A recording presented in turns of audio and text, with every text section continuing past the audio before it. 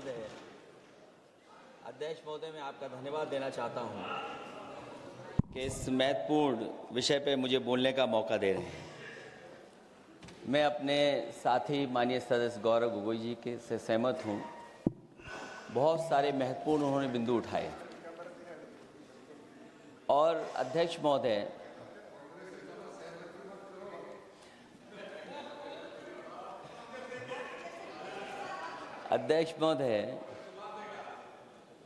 मुझसे ज़्यादा मेरे रिश्ते शायद हमारे विपक्ष के लोग ज़्यादा जान रहे हैं और जितना विपक्ष के लोग नज़र रखेंगे मैं समझता हूँ उतना रिश्ते और मजबूत हो जाएंगे।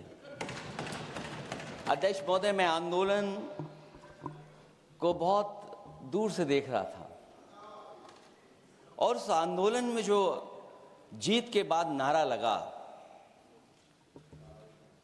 एक नारा लगा अध्यक्ष महोदय, सरकार के खिलाफ नारा लगा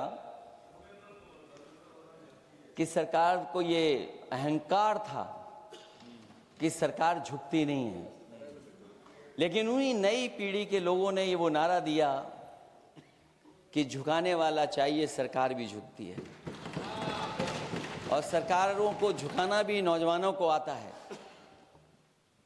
सरकार झुकी और स्वीकार किया उन्होंने। जो करोड़ों नौजवान जो मांग कर रहे थे कि सबसे पहले जो मंत्री जी हैं वो इस्तीफा दें, और बिंदु दूसरे अलग हैं जो हम लोगों को जानकारी में मिल रहा है। अध्यक्ष महोदय, सरकार हर विषय पर स्वीकार किया है, लेकिन पता नहीं अध्यक्ष महोदय ये बात समझ में नहीं आ रही है कि सदन में उन आश्वासनों को क्यों नहीं रख रही है सरकार, जो सहमति बनी है। और उसके बाद अध्यक्ष महोदय, हम लोगों ने देखा कि जब मंत्री जी लौटे हैं, मंत्री नहीं रहे, उसके बाद सदन के बाहर उनका स्वागत किया गया।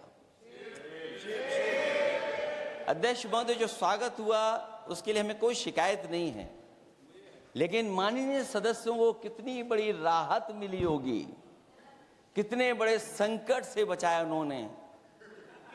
एक प्रधान जी को हटा करके प्रधानमंत्री बचा लिया आपने। और ऐसा अध्यक्ष महोदय आंदोलन किसी ने नहीं देखा, जिस आंदोलन में नई पीढ़ी के लोग, कम उम्र के लोग निकल करके आ गए और जो नारे दिए गए। ये सरकार पिछले कई वर्षों से नकारात्मक प्रचार पर टिकी हुई थी, नकारात्मक राजनीति करती थी और न जाने कितने हजार करोड़ रुपए खर्च किए होंगे सरकार ने नकारात्मक राजनीति के लिए। लेकिन नई पीढ़ी को मैं बधाई देना चाहता हूं, उनके मनोबल को और उनकी एकता को, और जिस तरीके से उन्होंने प्रचार किया, अंततः सरकार को झुकना पड़ गया। भाजपा वचन नहीं देती, जुमला देती है। तो मुझे उम्मीद है कि सभी युवा नौजवानों का जो मांग की है उन्होंने, उन सभी मांगों को सरकार स्वीकार करेगी। और सरकार ये भी स्वीकार कर लिया होगा कि कोई दल मजाक में बना तो कितनी बड़ा दल बन गया। जो कोई चीज मजाक से शुरू हुई वो कितना सीरियस हो गई, और इतना सीरियस हुई कि हमारी सरकार लोकतांत्रिक हो गई कि जो उनको धरने पे बैठने दिया। सरकार लोकतांत्रिक थी कि उन्हें धरने पर बैठने दिया। हमने वो भी समय देखा है कि जहां पर धरने पर नहीं बैठने दिया, वर्षों वर्ष लोग बैठे रहे धरने पर, उनकी सुनी नहीं गई। इसी दिल्ली को घेरा था किसानों ने, और सरकार को लगा कि चुनाव आ गया तो सरकार ने तीनों काले कानून वापस ले लिए। जब सरकार घबरा जाती है, डर जाती है, तो सरकार स्वीकार कर लेती है। इसीलिए वो नारा मुझे अक्सर याद आ जाता है कि झुकाने वाला चाहिए, सरकार भी झुकती है। जो विषय लाया गया है कि prevention of unlawful means act, सरकार को कम से कम ये बताना चाहिए था कि 2024 में जब ये लेकर के आए थे तो आज 2026 में कैसे पेपर लीक हो? और केवल गिनती के 1-2 पेपर लीक नहीं हुए हैं। 21 बच्चों की जान गई, आत्महत्या उन्होंने की। नई पीढ़ी के लोग सब जुड़ गए। आपको शर्म नहीं आती? अगर हम ये माने इस सरकार 20 लाख को बच्चों ने परीक्षा लिखी थी और उनके घर परिवार के सदस्यों को हम इसमें जोड़ दें, दादा दादी, माँ बाप और परिवार का कोई सदस्य, तो 5 लोग प्रभावित थे। और 5 गुना 20, 1 करोड़ लोग नाराज हुए सरकार से। और अक्सर हम पॉलिटिकल लोग हैं, हम लोग जानते हैं जब कभी आंदोलन करते हैं तो कितनी तैयारी करानी पड़ती है, गाड़ियों का इंतजाम, खाने का इंतजाम और इंतजाम। लेकिन ये पहला आंदोलन देखा कि जिसमें माँ बाप भी जुड़ गए और कहा कि जाओ बच्चों आंदोलन करो, हम आपके साथ हैं। ये पहला आंदोलन ऐसा देखने को मिला है। और केवल दिल्ली में नहीं हुआ ये, केवल दिल्ली में नहीं हुआ ये। अगर ये बात गलत है, अगर ये बात अध्यक्ष महोदय गलत लग रही है, तो देश के होम मिनिस्टर साहब को ले आइए, वो सब एक्सप्लेन कर देंगे।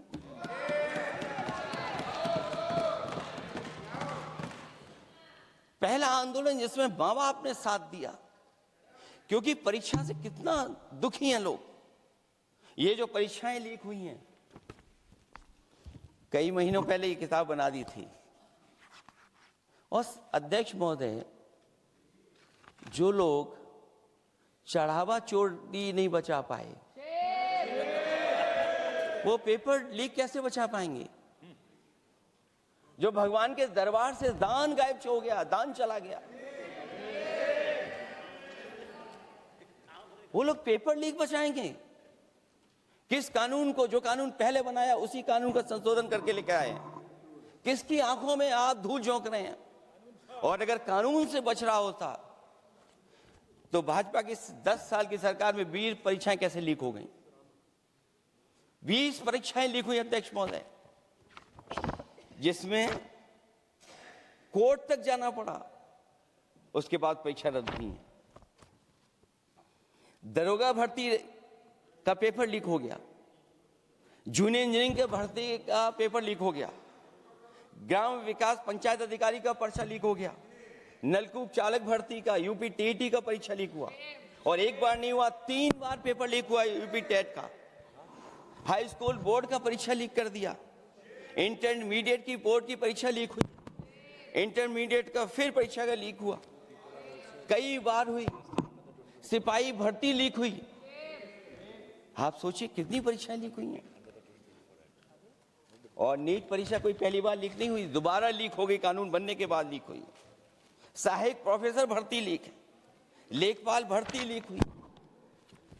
यूपी जैसे स्टेट, जो सबसे बड़ा स्टेट है, जहां से प्रधानमंत्री चुन करके आते हैं, वहां तक पेपर लीक हो जा रहा है।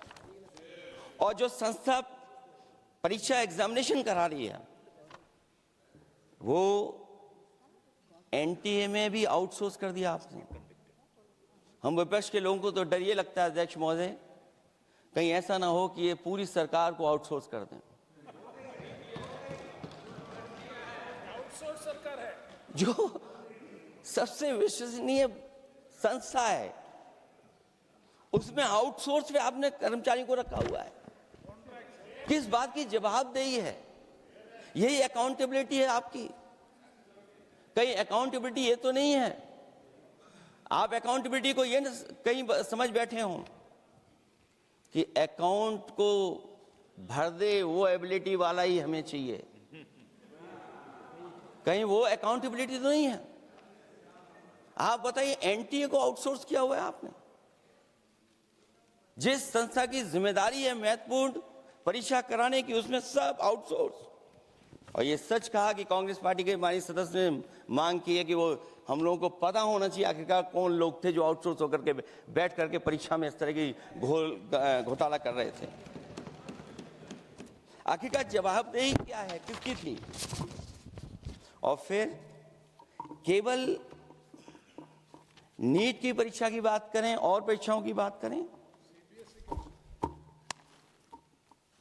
अगर हम अध्यक्ष महोदय, जब से सरकार बनी है तब से सरकार की कोशिश रही है कि शिक्षा, परीक्षा और यूनिवर्सिटी का ताना बाना पूरा ध्वस्त हो जाए, उसको एक रंगी बना दें हम, उसमें अंडरग्राउंड अनरजिस्टर्ड लोग शामिल हो जाएं। ये पिछले जब से भारतीय जनता पार्टी की सरकार आई है तब से हो रहा है। और फिर शुरुआत कहां से होती है? क्योंकि आप नहीं चाहते कि देश के गरीब लोग पढ़ें लिखें आगे बढ़ें। सरकार ने सबसे पहले हमला किया प्राइमरी स्कूल पर, और प्राइमरी स्कूल कितने बंद किए हैं आपने? जहां से बच्चे की शिक्षा की यात्रा शुरू होती है। एक गरीब परिवार का बेटा बच्चे कहां से पढ़ करके निकलते हैं? सबसे पहले प्राथमिक शिक्षा सरकारी स्कूलों से पढ़ करके निकलते हैं। हमारे बहुत सारे माननीय सदस्य होंगे, वो उन्हीं प्राथमिक विद्यालयों से पढ़ करके आज इस सदन तक पहुंचे होंगे। आपने सबसे पहले स्कूलों पे हमला किया, और प्राइमरी से लेकर के नौकरी तक पे आपने हमला किया है। युवाओं के भविष्य पर आपने चोट पहुंचाने का काम किया है। और जो प्राइमरी स्कूल जो आपने बंद किए हैं, वो इसीलिए बंद किए हैं आपने कि पिछड़े, दलित और गरीब के वर्ग के परिवारों के बच्चे पढ़ लिख न जाएं। क्योंकि आज भी अगर हम देखते हैं प्राइमरी स्कूल में कौन पढ़ने जा रहा है? सबसे समाज के गरीब परिवार के बच्चे पढ़ करने जा रहे हैं। सबसे पहला हमला आपने वही किया, और इसीलिए किया क्योंकि नींव पर ही अगर हमला होगा तो ये आगे नहीं बढ़ पाएंगे। जो आंकड़े सरकार के बताए गए हैं, 1 लाख से ज्यादा सरकारी प्राइमरी स्कूल बंद कर दिए सरकार ने। और अगर ये बात गलत है तो हमें उम्मीद है सरकार इस पर भी जवाब देगी। और अगर हम आंकड़े निकालें तो जो आंकड़े दिखाई दे रहे हैं, यूपी में सबसे ज्यादा प्राइमरी स्कूल बंद हुए हैं। और ये सरकार के आंकड़े हैं कि 7 लाख से ऊपर विद्यालय थे जो अब 6 लाख रह गए हैं। और यूपी में तो सबसे ज्यादा बंद हुए हैं। उत्तर प्रदेश में 26,386 सरकारी प्राइमरी स्कूल बंद कर दिए सरकार ने। और केवल प्राइमरी स्कूल बंद नहीं किए हैं, नौकरी पे भी हमला किया है। 69,000 शिक्षक भर्ती को लेकर के बड़े पैमाने पर घोटाला किया गया। और घोटाला इतना बड़ा है कि वो सभी कोर्टों में गए हैं और पिछले कई वर्षों से आंदोलन कर रहे हैं। कोई स्थान नहीं बचा अध्यक्ष महोदय जहां पर वो शिक्षक भर्ती के लोग न गए हों। मंत्रियों के यहाँ गए, आंदोलन किया है, हाई कोर्ट गए, सुप्रीम कोर्ट गए।